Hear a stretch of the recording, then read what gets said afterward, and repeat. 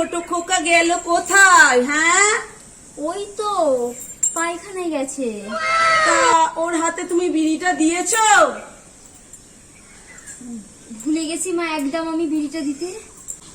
ভাই, এ কি তুমি কি কাজ করেছো?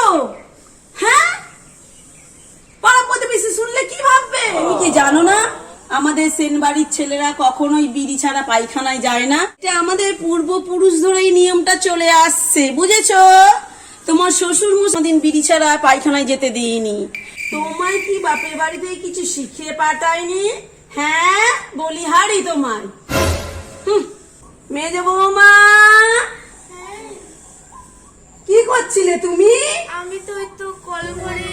ছোট বৌমা, তুমি এখানে দাঁড়াও। ছোট খোকা পায়খানা থেকে বেরোলে ওর হাতে বিড়ি দুটো দিয়ে আবার পায়খানায় পাঠিয়ে দেবে, বুঝেছো?